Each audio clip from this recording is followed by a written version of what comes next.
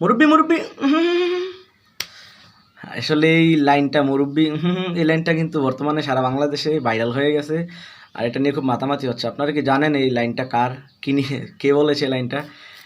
জি, এটা আমাদের নাগাইশ গ্রামের, আমাদের ব্রাহ্মণপাড়া উপজেলার নাগাইশ গ্রামের কৃতি সন্তান, আমার প্রিয় বক্তা হজরত মাওলানা মোস্তাক ফৈজি পীর সাহেব হুজুর। অলরেডি ওনার হাস্যরসাত্মক ভঙ্গিমার মাধ্যমে ওয়াজ করে সারা বাংলাদেশে অলরেডি ভাইরাল। তারপরেও ওনার এই লাইনটা বর্তমানে খুবই মানে ট্রেন্ডিংয়ে আছে।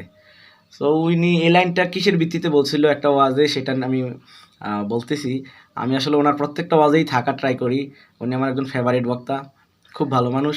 তো ওনার কি করে, ওনার ওয়াজের নিয়ম হচ্ছে, মানে মূলত ওয়াজের মধ্যে অনেকেই কি করে শেষের দিকে দাঁড়িয়ে থাকে, হ্যাঁ। কিন্তু ওনার ওয়াজে আপনি কখনো দাঁড়িয়ে থাকতে পারবেন না। উনি আপনাকে জায়গা করে দিবে, যেভাবে হোক চাপাচাপি করে সবাইকে ওয়াজের মধ্যে বসতে হবে, বসে মনোযোগ দিয়ে ওয়াজ শুনতে হবে। কেউ কথা বলতে পারবে না, ওনার ওয়াজে কেউ কথা বলতে পারে না, আর কেউ দাঁড়িয়ে থাকতে পারে না। তো ধরেন আমি এখন মোস্তাক ফৈজি পীর সাহেব, এখন আমি ওয়াজ করতেছি। এখন হঠাৎ করে দেখলাম একজন মুরব্বী, আমি ওনার ভঙ্গিতে এখন বলবো যে একজন মুরব্বী কী করছে, প্রস্রাব ধরছে, হয়তো দাঁড়িয়ে গেছে। মুরব্বী মুরব্বী কি ওয়াজে নতুন নাকি, জানেন না, নিয়ম জানেন না? আমার ওয়াজে আসা হচ্ছে আপনার নিজের ইচ্ছায়, কিন্তু যাইবেন আমার ইচ্ছায়।